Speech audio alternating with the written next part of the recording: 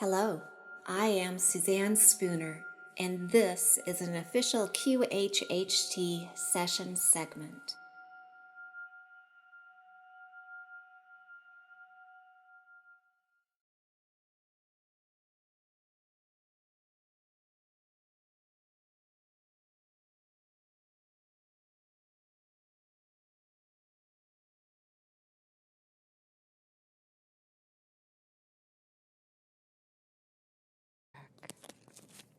What do you notice? I'm back. You're back. Describe where you're back to. I'm Egypt in the pyramids. Okay, and tell me what you see around you. I see the columns. And I see the silks. I remember the tapestries. And I'm inside the building looking out at the pyramids. And I see water far off in the distance. I hear people talking in the background. But I'm looking out.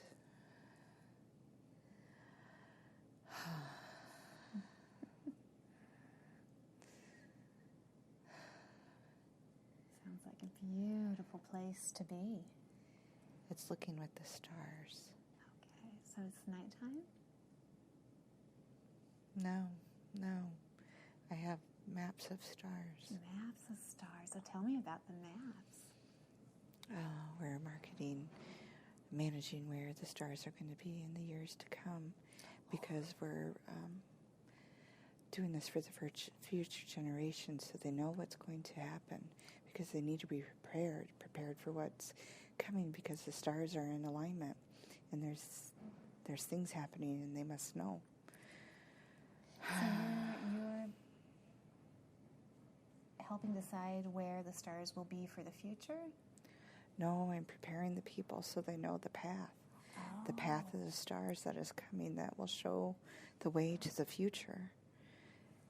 Yes. And if they study the stars, then they'll know the way to the future and what to expect. Okay, oh my, okay. I want to ask more questions about that. But first, let's bring your focus into yourself there in that scene. When you look down, do you see your feet? They have, like, shoes, pretty shoes on them. Mm. They're like tassel-y and have colors. What colors do you notice? Turquoise, red, blue fringy. They're flats with a funny toe. What does the toe look like? It pulls upward a little bit. It doesn't go to the end. It's more...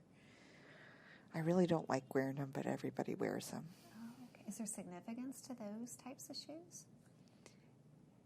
Yes, it shows that I've gone to school and that I am a teacher. I'm a teacher to students who want to learn about the stars. Students who have the knowing, but just need to be touched to bring it forth. Okay, so that's what that type of shoe signifies? That I am the teacher. Okay, nice. Okay, and as you move up the body, what are you wearing on the body? Kind of linens, and they're white. It's hot here. And I have something that keeps the flies away. Oh. Those I really don't like those. So what do you have to help keep the flies away, I wonder? It's kind of, I hold a stick and swish. It has things on the end that are soft, so if I hit me, it doesn't hurt, but moves them away. I gotcha, okay. I'm a male. Does the body feel young or old? I always feel young. I always feel young. Does the body feel healthy or not? Yes, I am healthy. Nice. And back to what you're wearing on the body, do you notice any jewelry or ornamentation? Yes, wraps on my arms that are gold. And I like a lot of gold. And and necklaces. And necklaces, okay. And what are the significance, if any, of those gold wraps on the arms and the necklaces? It shows where I've been, what I've studied, and something with a map. A map. Now you can see that very clearly and know and understand what it means. What do you know about that? It's the map to the secret palace. It's the under-earthing of it. It's like the way that they're knotted is the key. It's a secret message in the knotting. It's a language that not all know. It's a language that is taught in the classes I am teaching. Interesting. So tell me about the secret palace.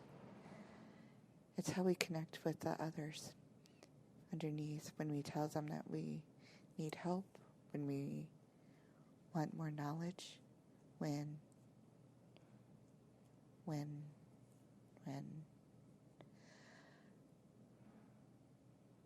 something has happened. And the others underneath, tell me more about them. We're able to communicate with others below and above. And it's like I am one of the chosen few to help negotiate and keep things settled, calm. Keep the peace. That is what it is. I keep the peace. And that map, is that on your body or is it jewelry? Yes, it's on my body. It's hidden in the wraps on my arms. They think it's jewelry, but it's the map. Oh, and do your best to describe it. It is red, and it has knots of different lengths, and it kind of reminds me of macrame, where it is easily infused, where it has beads with it, but the beads have meaning and how they're placed and spaced and how many are next to each other. It's kind of like a lieutenant in the army. The more you have, the more higher up you are in your knowledge. And it is passed on from generation, father to son to daughter. It matters not if you're father or man or woman. Equal sexes, equal opportunity, equal advancement. It's when you're ready.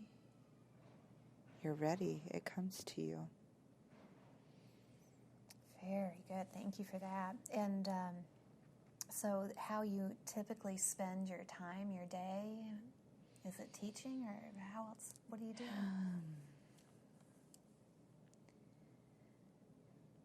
I like to take walks and read, and I like to observe the little children because they're still in the now and know how to be. And I like teaching people about the stars because the stars do not lie. And where did you get your knowledge about understanding the stars? It was my master. Oh, tell me a little bit about your master. He found me in the streets, and he said that he could tell by he had been looking for me. He had knew I had been born, and I was able to pass the test of knowing. Do you remember that test? I'm seeing cups that I picked a cup, and I knew which cup to pick. And I knew when he asked me to draw something, I was able to draw it, even though I was only 5. Okay, and so he's the one that helped you to know what you know now? Yes, it was like turning on a light. He showed me the maps, and I remember it came back to me. Oh. And then we were speaking, and when you hear the words, it turns on the language. The memories come. When you hear language, your memories will come. Nice. So then as a little child, you were able to hear those languages?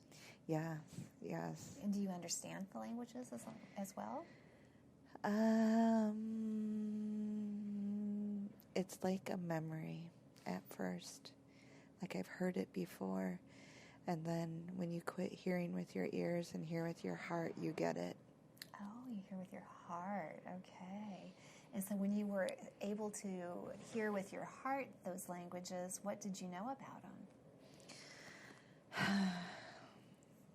It was me. They were speaking to me. The essence of who I was, am, and will always be. It was someone telling you exactly what you are. And if you wanted to right now, could you tap into that language? Oh, yes. And could you demonstrate it for us? Speak the language? Mm-hmm. Oh, yeah. Didika na ya na na ya na ya. Hoya ya na ya na ya na ha. Hoya na ya na hi. Hoshe na ya na hi. Hoshe na hi ya na hi. Hoshe na hi. Hone na mana ya na na.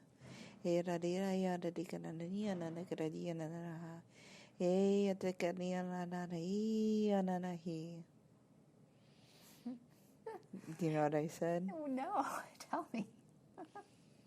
Wake up, sleepy one. There's much work to be done. The time is now. Wake up. You are here. You are ready. Oh, that is beautiful. Okay. So you worked with your master to remember the languages and to learn about the stars. Is that correct? Yeah. And tell me what the focus on learning about the stars was. The stars was our connection to the others, the universes, the ones whom we came from, and our connection to learn the languages of when they will be returning and when we should return to them. It is the path, the purpose of our being here. It is finding the lessons of why we're here to broaden our horizons, to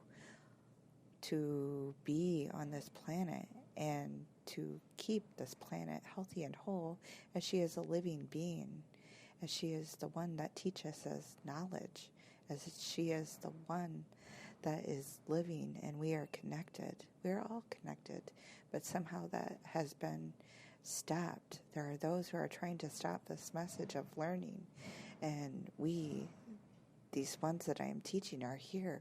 We're supposed to pass on this message that we need to stay connected and grounded and continue this message and be living from the heart. Continue to live from the heart and not greed or doubt or self-loathing or punishment. That is not the way. Okay, thank you for that. The secret palace that you mentioned, have you been to that before? Yes. Oh, and describe it to me in the best detail that you can. You can think to go there is how you travel there. It's not the physical. You hold an object, and that's the sacred relic. That there's many of those in museums now. But these sacred relics, you have to have the words to unlock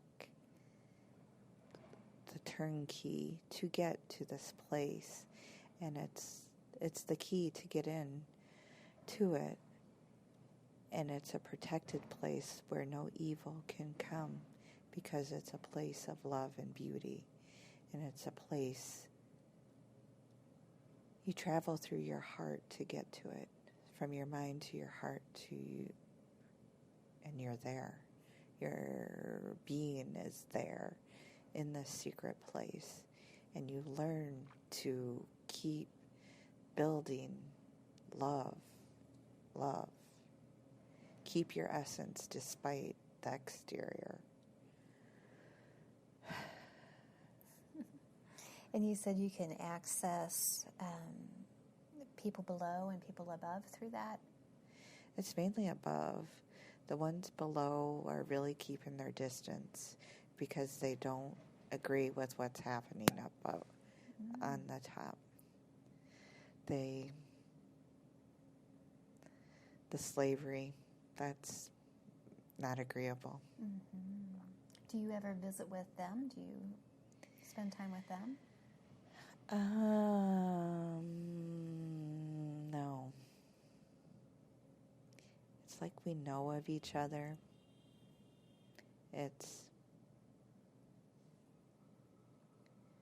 I don't know why there's a distance. Okay, that's fine. And the ones above, do you visit with them? Yes. And what yes. are they like? Yes. They are awesome.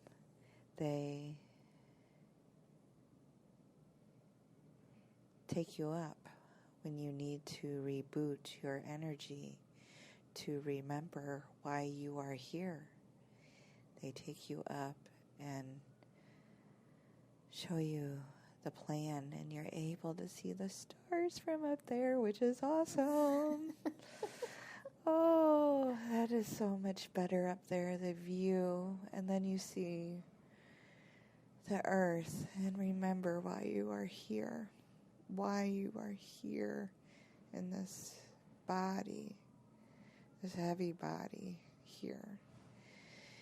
And you go back because you know your mission is important. Mm-hmm. And you're occupying in that space of the pyramids at the current time there? I do not understand what you mean. So you come into a time where you're there with the pyramids?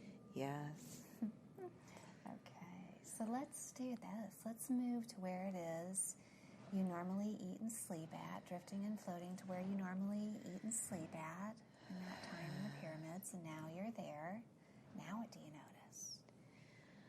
I have a lot of space and area, like chase lounges, and they're serving people around me.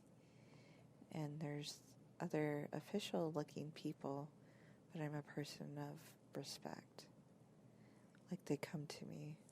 I don't know my title, but I see a lot, and I'm able to go around and do as I please. I can talk to anybody because I'm a healer. That's the other thing. They come to me for the healings that they don't yet understand. So tell me about the healing that you perform. How do you do that? I take them to a place where you're outside, but it's covered. So you can see the stars. And it's best to do it in the early morning or at twilight so that you get the best of both lighting times. And you use the crystals, and you use... It's the power of the pyramids that is really an activator for the healing process to begin. But the healing comes from having an open heart and passing your open heart love onto them. The pyramids intensifies the heart love that resets the body so that the negative entities and attachments are shaken off or balanced, and that the body's able to go back to its normal state. They don't understand it, but that's okay. They don't fear me. They just trust I know what I'm doing. Do you look like they look? No. How is it that you're different from the others? My head is different. How would you describe your head?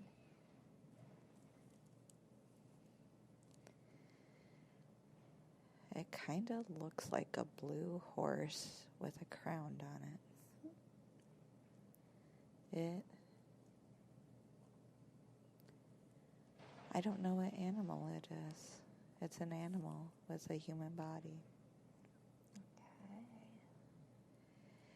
Okay. But I'm able to speak. I speak like them, but I speak other languages. Do you speak many other languages? Oh, yes. Oh, yes. That's why others from all over come to me, because by touching them, I can talk their language. Oh, nice. So others from other places on the planet, or Yes. also outside of the planet? Yeah. It's mainly others outside the planet know how to do what I do. Okay. So others from far away on the planet will come and visit you? Yes, it's usually the people of money who come. I don't do it for the money. I do it to heal. Okay, very good, very good. What types of things do you heal? When they have stomach pain, when they've eaten something they shouldn't have that's poisonous, and I'm able to do surgeries that need to be done where they don't. I can go in and remove things that are in their appendix. I can remove their stones in their body. Yeah. Up here, stones. Okay. And when they've fallen and hit in their head and they're not the same, I can stop the bleeding and make them return to their normal selves. Wow, that's very impressive. And that place where you eat and sleep at, do others eat and sleep there as well, or is that just for you primarily? It's mainly for me. They don't know what to think of me either. I think that's why they give me so much space. I have so much space. That's what makes me, I do not understand these people. They give me so much space, and yet they are so crowded and poor. And so does it feel like you were born there, or did you come there? How did you arrive there? How did I come here? I was in the mountains, is where I came from. And somebody knew I was coming. I was looking. And he brought me down to this place where the teachers were. And the teachers were able to ask me. And the teachers had me take off my mask. And once I took off the mask is when everybody could see who I really was. And what did your mask look like? It looked human. Oh, and then when you take the mask off, then they see what you say. It looks like a horse? Or is it different? I've not seen it before. I don't know what it is. It's animal. It's long hair in the back, a longer snouty thing. But I eat regular food like they do. What type of food do you like to eat? Berries. Okay. Berries and rice. Okay. And does it feel like at the place where you eat and sleep at, do you have a partner, a wife, children, or is that not part of your experience? I see no partner, but I have a partner if I want. Not a marriage, no marriage, no kids. I'm married to work. Okay, very good. You're doing very, very good. All right, so anything else there that you notice that you want to mention? That this knowledge that I have here is coming through now. That this knowledge is the thing. The language is the thing now. Okay, we're going to ask a lot of questions about that language in just a bit. So let's do this. Let's leave that scene that we're looking at and let's drift and float to an important day in that life that we're viewing, drifting and floating to to an important day, and now you're there. What's going on? What do you notice? We're outside up on the pyramid, and I'm up high, and there's lots of people down below. And there's fear in the land. There's what? Fear in the land, not understanding, because there's famine. Okay. So what are you doing that day? They're expecting me to fix it. Okay. And what are you thinking about that? I am but one, and there are the masses that are creating all the fear. And the more fear they create, the more it comes. It's a burden.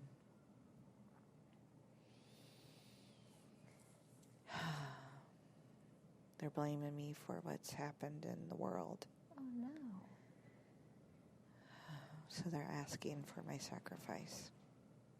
They're asking what? For my sacrifice. Oh, my gosh.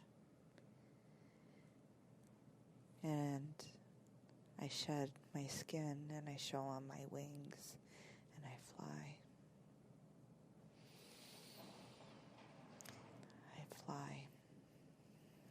And so, in doing that, what does that accomplish? That I am not able to be sacrificed by these mortals for something that is not wrong. I am here for a purpose. I am here to teach, to learn, to love. I am here, so I fly away. I fly away from the negativity of that scenario, and I go to the mountains where I teach those who are willing to receive the message. Oh, okay. And so when you arrive there in the mountains, then what is it like? That's where the real teaching begins. That I don't have the politics of that place or eyes watching, whispering. I am able to teach without limitation, able to see the night sky and be more in tune with the earth.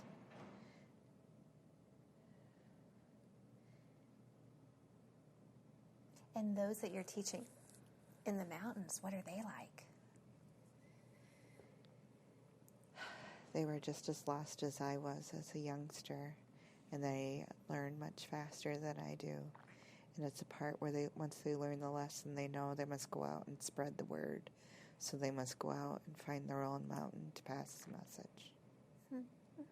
And is that mountain that you're on now, is that close or far away from the pyramids that you were at before? It's only a day's flight. Okay. And the master that was teaching you, is that master still involved with your teaching? Are you finished with that? It's through telepathy that we communicate now. So others don't know where I went and guess that I died or whatever, but I have just moved on. So do you think that's their perception over by the pyramids, is that you died? Yeah.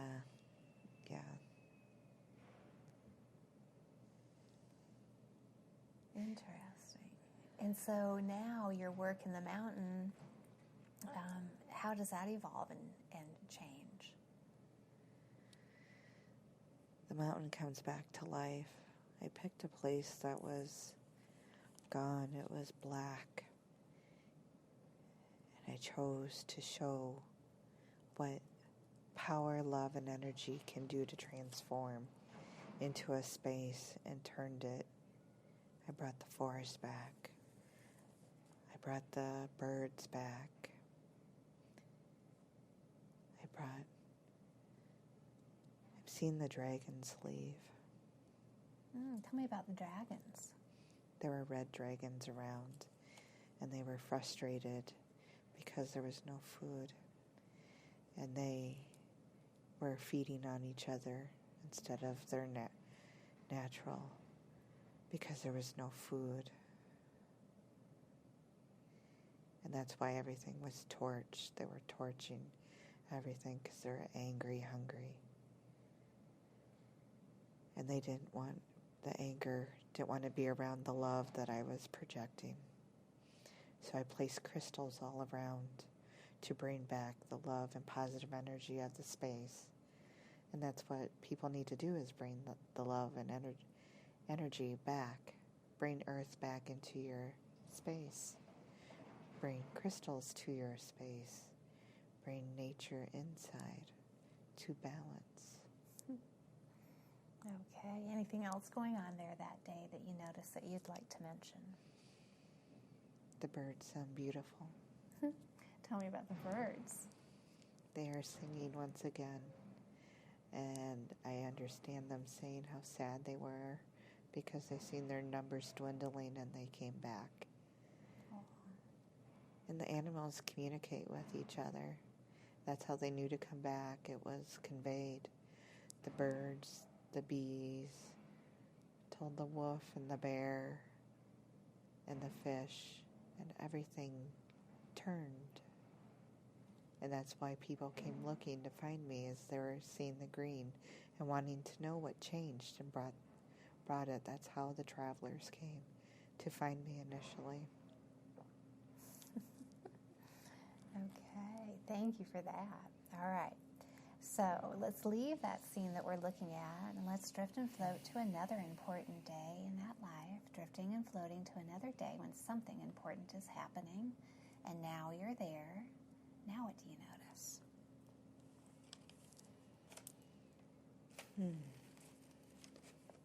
I'm sitting in a cave out looking over the forest.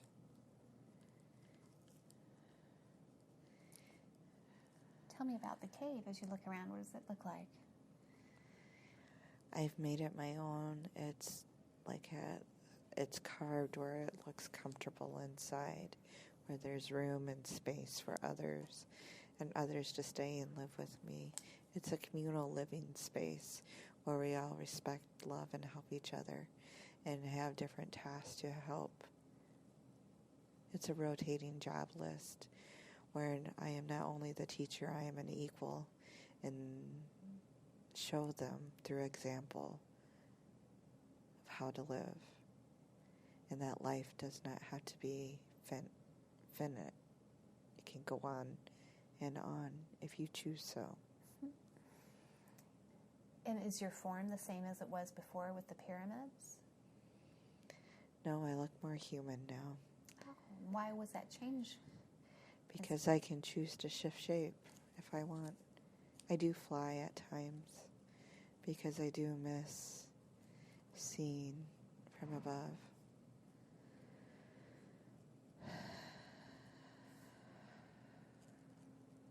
And now that you look more human, how would you describe how you appear to others? As a monk. As a monk, okay.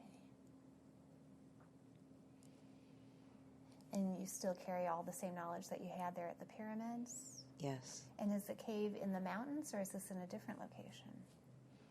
It's in the mountains. It's close to a stream, so we have fresh water if needed. Nice. Do you require food and water? I pretend to eat the food and water so it makes them more comfortable. But no, I don't require it. And what sustains you? The life force energy. Nice. Okay. And those that are with you in the cave or are working with you, are there, I'm sure they're all very special, but do any particularly stand out to you, I wonder? Nanuki. Oh, tell me about Nanuki. He reminds me of me. That's what it is. Similar mannerisms in that, and always asking questions. Just when I think I finish, he has another. What do you like to teach Nanuki? More than just the hunting, fishing and that it's the balance of the world and how everything keeps the world in check. You can't overhunt or overgraze or overcrop or overwalk the land, because you leave a crushing mark if you do too much. You need to have balance in everything that you do. Just enough work, just enough play, just enough fun to have balance. Just enough hardship, just enough sadness to make it all make sense. Fair is not a question. That doesn't make a difference in the scheme of things. You be comfortable with you. Okay, very good. Anything else going on there that day that you'd like to mention? He always sees the little things and gets distracted. Cracks me up. He will watch a spider making a web and try to put things in and watch the effect. A stick in the spider and watch how the spider weaves its web. And then when we went into the lessons about the knowledge and all wisdom that spiders have in life and how they adapt to all the changes that they must overcome in life, and that their webs, no matter how different they are beautiful, intricate, and perfect, just as each of us are. Nice. Okay. I wonder, do you still do work with the stars and teaching about them? I don't wear the secret things any longer. I do look at the stars and I do communicate with the brothers above, and they do visit me. It's more in a dream state from this plane. Okay. Very good. Thank you for that. So let's leave that scene that we're looking at. Let's drift and float to another important day in that life. Drifting and floating, and now you're there. Now what do you notice? Everybody's wearing white. Like a white, just white everything, which is unusual. What do you think they're doing that for? It's a celebration. It's a celebration. What are they celebrating? The animals are even celebrating. I can't believe it. How do you know that the animals are celebrating? Because they're talking. Oh. Well, of course. Okay.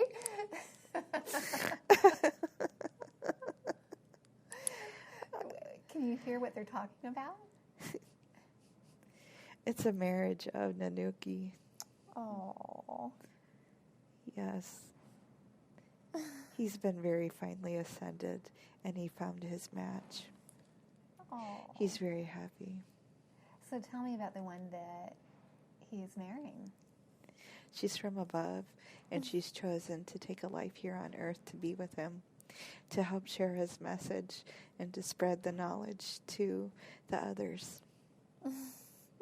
Oh, they're so happy. Do you take part in that celebration? I officiate. Oh. I'm the one that introduced them. Oh. So I feel very honored. So how did it come to be that you introduced them? I took him up on his first ascension up to the others to show him what it's like to view the stars from above and to see the earth from that point of view, so that he would understand my teachings from, instead of to feel it and see it himself. Okay. And tell us about the process of that ascension. What is that like? Oh, it's so exhilarating. It is. It's like you take a breath in, and that rise that you feel in your chest is the rise you feel as you float up. And the more you take, the trick is the breathing. It's you taking a deep breath, and that's how you raise yourself with each inhalation. And you set your intention before you go, and you know you're going to be safely returned into this physical body. You protect your body before you leave. You make sure prayer protection stones, crystals around you to protect your being, as normally you are in like a resting state, either meditation or sleep, but it's with intention that you rise. And you can choose to travel with others. It's your intention that you may go all together and leave. And as you rise, it's mere seconds and you can be above. So you brought him above, and that's where he met his beloved? Yes, yes. And what is she like? She is from Nadikinanama, and she has always wanted to go to Earth and accepted the mission to be on Earth and to share and be with him and bear children. Nice. Has she had an experience on Earth before? No. Oh my gosh, this is big then. Yes. So it's a celebration from both worlds. That's why there are animals talking, because that's what they kind of look like. And she comes to transform, to cloak, to make others feel comfortable with her presence. But people who truly see her can see beyond the mask and accept her for who she truly is in her physical form. Okay. So how does her mask appearance look similar or different to her true appearance? Very different. Very different. Here on Earth, long blonde hair, fair skin, blue-eyed, looks very quiet and timid. And very different form. She asked Nanuki to help select the form that would be most acceptable, because he does not care, for he loves her for her. And to see her as her true essence, how would you describe her that way? She looks like a red bug. A red bug? A big red bug. Okay. That's an interesting form. It was interesting at first, especially when the bug talked, because I didn't know where to look.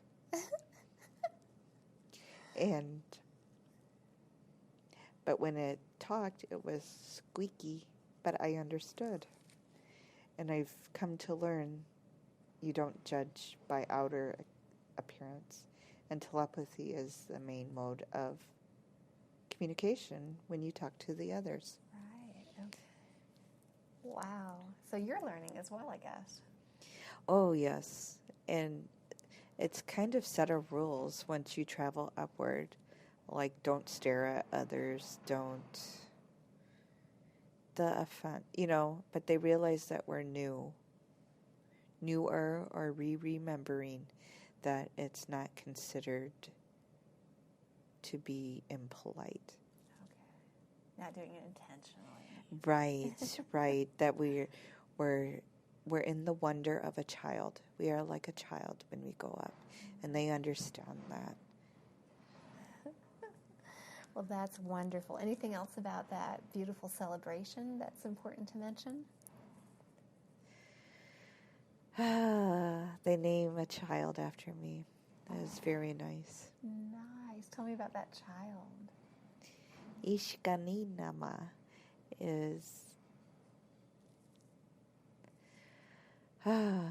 goes on to do very great things in her life. Aww. She is a teacher as well, and she raises the divine feminine, and she lives a very long life. For humans, it would be many generations. Nice. Okay. Okay. Well, let's do this. Let's leave that scene that you're looking at, and let's drift and float to the very last day of that life.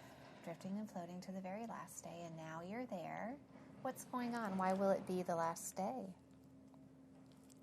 Because I am choosing to leave this existence. I have been here for many, many centuries. In that time, I miss home. I miss being with the others I just miss the others. And as you look back over those many, many years that you've been in this existence, what are the things that you're most proud of accomplishing? of raising the energy on the planet, spreading the knowledge, and bringing Gaia back to health. Nice. Okay. And so as you're getting ready to make that transition, what is that like for you? I say my goodbyes to all the people who need to say goodbye. I let them know that I am leaving before I depart. So it's like a year-long process of making contacts to close doors so that the karma is not carried forth. It is making sure no loose ends. Wow. Okay. And when it's finally time for you to leave, what is that like? It's like I lay this body to bed. I lay it to bed and I just will myself gone. Okay, now, whatever has happened has happened. You're drifting and floating away from that body. You can see it as you leave, if you wish. What do you notice is going on with that body? It just kind of like melts into the table and just evaporates, disappears. It's poof, gone. Just gone. All right. Now you're drifting and floating back to the spirit side. And now you're there. And from this perspective, you can look out over that whole entire life and know and see everything that was important about that life. Every life has lessons and a purpose. What were some of the lessons that you learned in that life? To speak your truth, to trust your knowing, and to live your life through a grateful, loving heart. Okay, and every life has a purpose. What would you say the purpose of that life was? To push people's limits in showing them the loving light of the universe and make sure that Gaia is protected in the process. Okay, and now that you're back on that spirit side, describe for me what it's like there. There are many others around me. Others of all energetic beings of many different forms, but yet it's like different colors of Play-Doh all meshed together as one. And how do you perceive yourself there? I am with the one. We are all one.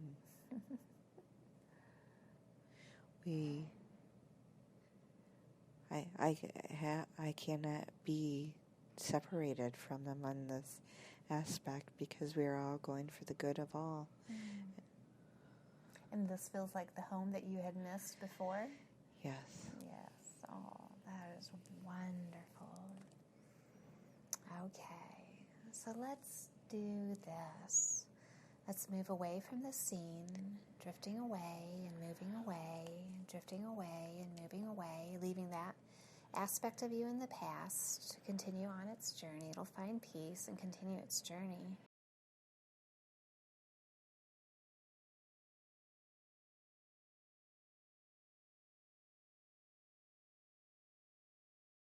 Okay, so this is a very interesting question. She talks about when she was 15 and had the accident and fell off the cliff and landed in the Y of the tree and lost time. Since that occurred, which she shouldn't have lived through, but somebody found her, became the beginning of her light language understanding. Yes, in this lifetime. Give us the 411 on that whole experience, please. We seen her in a very dangerous situation, and she had taken on too much of the negative alcohol in her system that would have truly poisoned and killed her. We chose to intervene at this time to fix the scenario so that the physical body would sustain. And we brought her up to our being so that she could see what was possible if she so choose to accept this point in our life. if she chose to accept the mission and help others on their journey, that she would be able to have this and this gifts. One of these such gifts would be the light language, the healing touch, the ability to talk and feel and think as others are coming through. She is able to interpret from others through these different senses that most humans do not acknowledge at this time. She saw what the future could be. We showed her of how her path, if she accepted, would come upon with these gifts of impactfulness to the earth. We showed her that with accepting of these gifts that she would be able to help, but in accepting of these gifts would be the hardships of her life that you have asked me. The deaths of the kids, the divorce, the family issues, all of that was worth the risk of coming to this point in life. She, seeing how important the gift was and seeing it as a gift, and chose to accept the light language. And the others, the speaking, the knowledge, the writing, and knew the path is not easy, and it has come. We are at a point of 29 years. 29 years for all this process to come into her body, the message, the knowledge, and experience. We've had people step in at different points of her life to remind her of her path, her knowledge, of where she's supposed to be at this point in time. And she is supposed to be right here, right now, listening, learning, and expressing. Okay. Awesome. I want to ask more about that. I also want to know, how was it that this young girl fell off a cliff 30 feet and landed in the Y of the tree?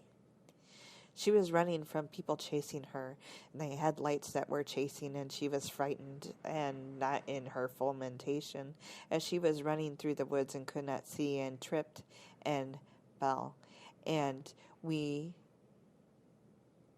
saved her.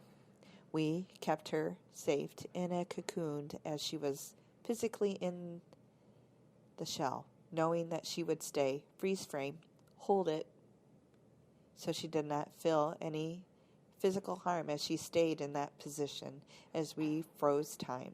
And she was gone with us as we were up on the ship and we were talking. And there are many of us who are talking with her and showing her the different things and the different beings. And we gave her education on the galaxies and that, and showed her some of her past lifetimes and stuff, and gave her the opportunity to choose, as it was her choice to accept yes or no.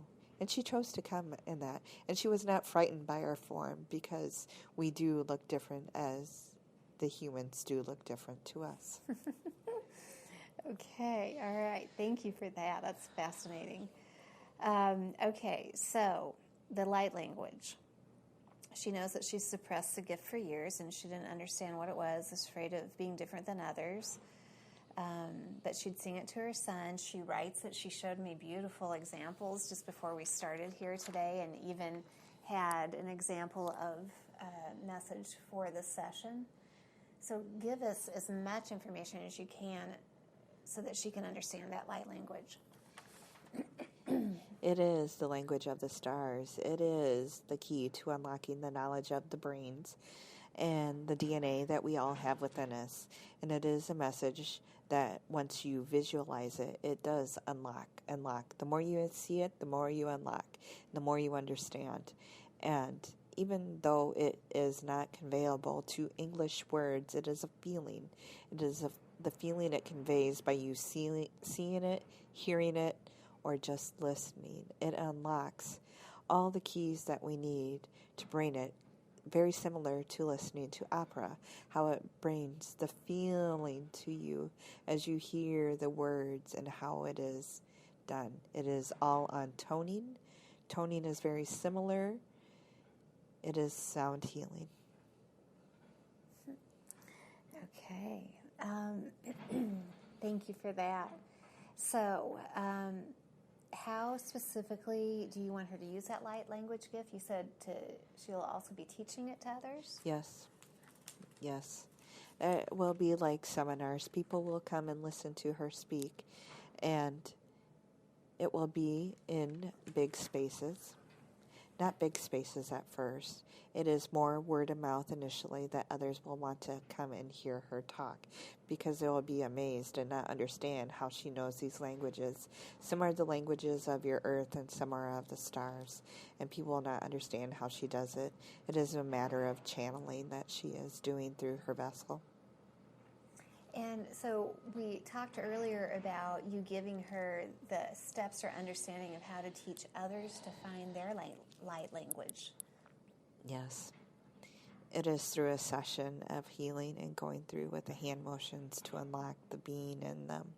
It is the symbols that I write out. It is the symbols that I have wrote on the paper that you do over their bodies.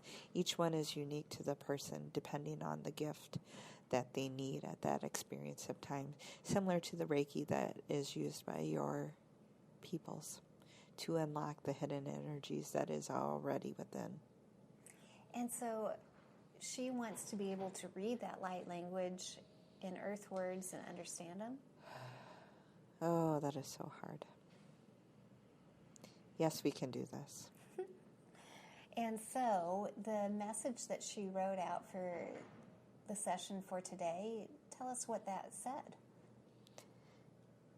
Here you go. You asked for it. The time is here and now. You will have everything that you need.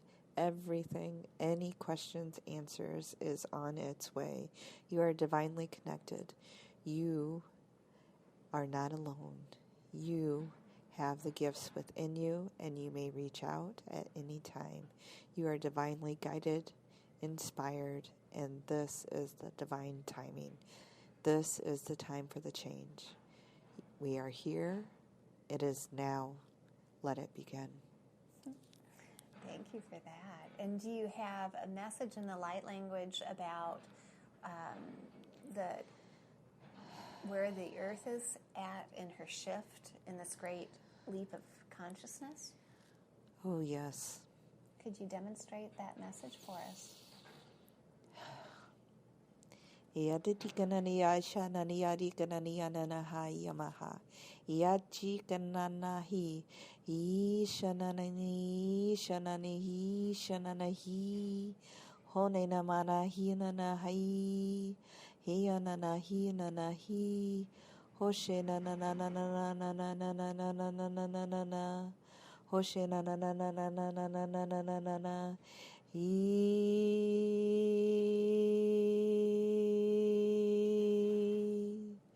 Hone namananiya shananahi, hoshe nananahi ananahi, hoshe nananahi ananahi, hone nanani nanahi ayananaha.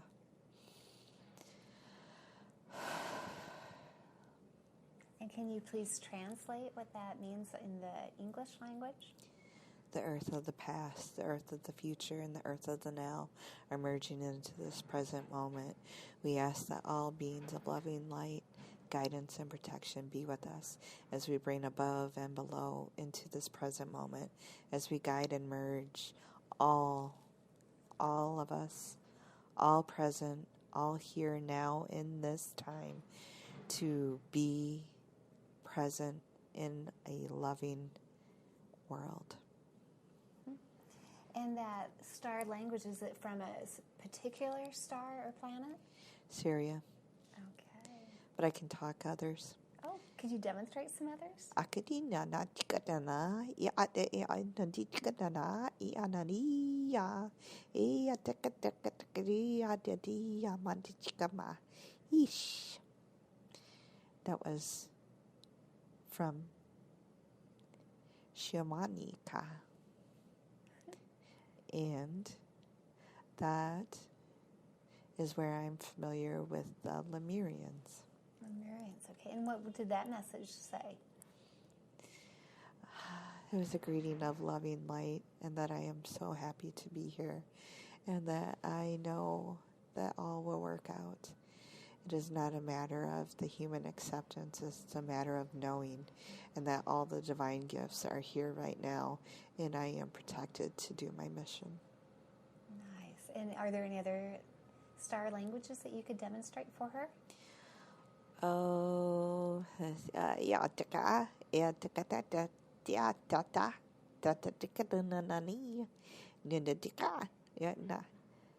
That's what Nanuki was from. She was from Ikananiyama. Okay. Wow.